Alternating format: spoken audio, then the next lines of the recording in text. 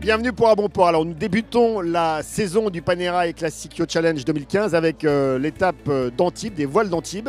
Et j'ai à mes côtés Yann Joannon, le directeur des voiles d'Antibes, qui s'investit totalement dans cet événement, qui marque un peu le début de cette saison du Panerai Classic Yacht Challenge avec une Méditerranée, bon, pas très vantée, mais toujours aussi accueillante. Tout d'abord déjà le début du Panerai Classic Yacht Challenge, donc ça fait plusieurs mois qu'on attend de tous se retrouver, de retrouver tous les bateaux qui ont l'habitude de participer à ce programme. Et le 20e édition des voiles d'Antibes, donc c'est un anniversaire important pour nous. 20 ans, ça a été dur, ça a été long, mais c'est l'âge aussi de la maturité. On est très heureux. Bon, au niveau du vent, c'est vrai qu'on n'est pas très gâté cette année. Il y a quand même une grosse bulle autour de la Méditerranée, avec un soleil qui chauffe beaucoup et une mer qui est plate et qui est très peu venteuse. Donc on fait avec, on a réussi à lancer quand même une belle course hier qui était très tactique et très technique. Les concurrents ont bien apprécié. Par contre aujourd'hui, on a fait notre possible pour mouiller des parcours, pour essayer d'attendre que Éole fasse son apparition et malheureusement il n'est pas venu, donc on a été obligé d'annuler. Mais c'est que partie remise parce que demain on nous annonce un peu plus de vent et du vent dimanche, donc on espère qu'on pourra relancer 2 courses encore samedi et dimanche. Magnifique. Alors qu'est-ce qu'on fait? C'est la question évidente qu'on peut se poser quand on ne régate pas. On reste à l'intérieur du bateau dans le port, on va se balader? Il y a les régates au bar, donc ça c'est une solution.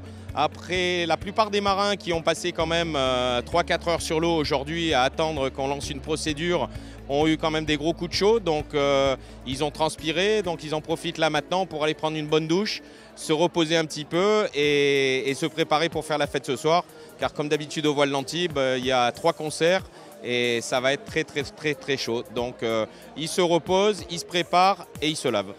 Alors parfois, il faut l'expliquer au grand public, c'est peut-être plus fatigant d'attendre, de participer à une régate, d'attendre le coup de canon que de faire vraiment une régate.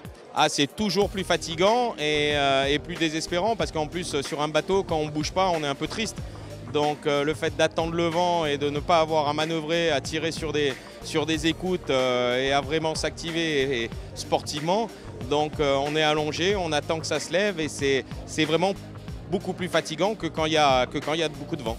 Alors on revient un peu sur Antibes, que vous connaissez bien. L'histoire maritime d'Antibes, elle reste très forte, elle est historique. Bien sûr, Antibes est bordée par 23 km de littoral, donc c'est une ville vraiment tournée vers la mer, mais tournée à la fois vers la mer, mais qui se protège aussi de la mer. C'est pour ça qu'on est là sur l'esplanade Saint-Jaume, qui sont en fait des remparts pour se protéger contre tous les envahisseurs, parce qu'effectivement, Antibes avait peur de tous les envahisseurs qui venaient de la mer. Donc c'est une ville qui est tournée vers la mer, mais qui s'en protège aussi. Et donc vous avez su créer, avec d'autres bien sûr, un événement qui dure et qui attire toujours des fidèles. Il y a vraiment des fidèles. Bien sûr, on a maintenant 70-80 bateaux qui participent à toutes les éditions. C'est vrai que le groupe qui organise la manifestation est à peu près le même depuis le début, avec Thierry Piel, avec Maurice Carrette. C'était à l'initiative de Franck Kova qu'on n'oublie pas. Et on a su, justement, en essayant de faire des belles animations le soir, d'organiser des beaux parcours pendant la journée, de faire que les bateaux se sentent chez eux. Ils sont chez eux à Antibes et ils ont hâte de revenir. Alors quelques mots sur l'implication de Panerai dans votre événement. Panerai imprime un peu sa marque, mais toujours dans l'élégance. Toujours, c'est vraiment l'élégance et la modernité à la fois. Alors l'élégance des classiques et la modernité des montres de Panerai qui sont à la fois classiques et modernes. Et c'est vrai que la création du Panerai Classic Yacht Challenge et le partenariat que nous avons avec la société Panerai est essentiel. Nous ne pourrions pas organiser une manifestation telle qu'elle sans avoir le soutien de la société Panerai. Et c'est un grand bonheur pour nous de les avoir. Et d'autant plus que maintenant, c'est cette année, la 10e année avec lesquels nous sommes partenaires. Et on va parler d'un partenaire, mais aussi on peut parler d'amis. Ce sont devenus des amis, ce sont des gens qui comprennent les bateaux, qui comprennent les marins et qui comprennent les organisateurs. Donc nous sommes très très heureux et très fiers d'avoir ce partenariat avec la société Panerai. Alors il faut expliquer à nos téléspectateurs qu'il y a un peu de bruit parce que nous sommes dans un lounge, le lounge Panerai, qui se déplace d'étape en étape et dans lequel on retrouve la plupart des compétiteurs, des équipiers, des marins, des partenaires, etc. Et c'est un lieu de convivialité. C'est la convivialité, donc tous les soirs, Panerai invite tous les propriétaires et les skippers des bateaux autour de plats et de spécialités italiennes qui sont toujours délicieuses. Et c'est vraiment un moment d'échange où les capitaines et les propriétaires peuvent échanger sur les régates du jour, mais aussi sur leurs futurs programmes, sur leurs bateaux, sur leurs futurs projets. Et ça, ils apprécient énormément dans un cadre absolument somptueux, avec un peu de musique, une vue superbe où on peut voir Monaco à gauche et le Cap d'Antibes à droite. Donc c'est vraiment un endroit magique. C'est quand même unique parce que vous connaissez comme moi tous les partenaires qui existent dans le milieu de la voile. C'est rare les partenaires qui ouvrent autant leur lounge. En général, les lounges, c'est réservé aux clients, aux amis, etc. Là, c'est ouvert à tous ceux qui participent à l'événement. Et c'est ce qui fait, je trouve, l'intérêt de cette histoire, c'est qu'on est vraiment dans un message d'ouverture. Tout à fait, et puis de bien comprendre, et la société Panerai l'a bien compris, c'est qu'il faut, les gens sont venus ici pour voir des bateaux.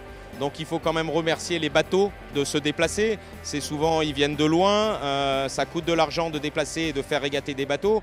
Donc d'inviter des skippers et les armateurs de ces bateaux, c'est pour les remercier de suivre le circuit et de participer à nos régates. Donc c'est l'essentiel. Après, il y a aussi les clients et le côté commercial de leur partenariat. Mais ça, la société Panerai a toujours su trouver le juste milieu entre remercier les bateaux pour leur participation et profiter de l'événement pour commercialiser leurs différents produits. Et donc souvent, mais ça c'est pour rigoler, il y a un classement qui est fait par certains que je connais un petit peu où on donne des notes aux accueils des différentes étapes et je crois qu'Antibes est plutôt assez bien placé en général, notamment avec une étape au Baléares.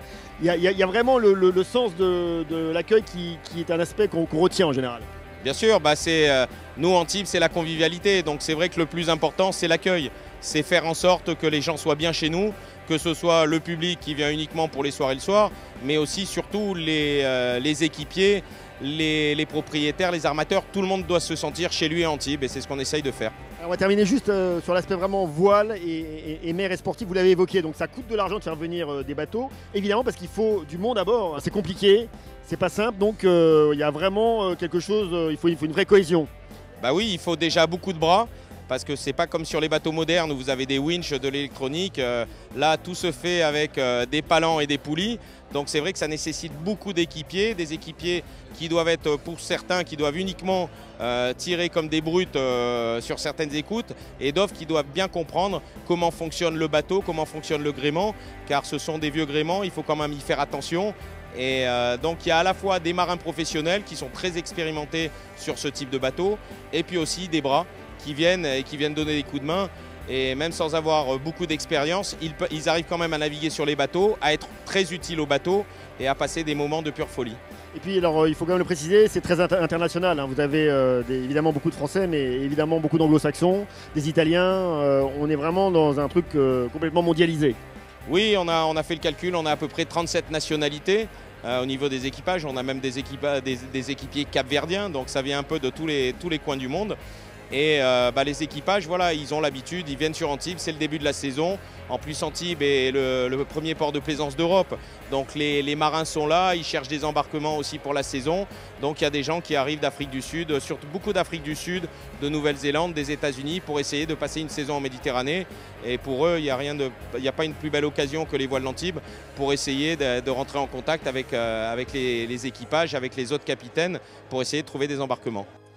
Bravo Yann Joannon, vous avez été remarquable. Nous, on se retrouve très vite pour À Bon Port et puis on souhaite évidemment bon vent. Donc 20 ans, ça se fête. Oui. Donc aux prochaines 20 années à venir du Panerai Classico Challenge au voile d'Antibes. Merci Rémi. Merci Yann Joannon, à très vite, au revoir.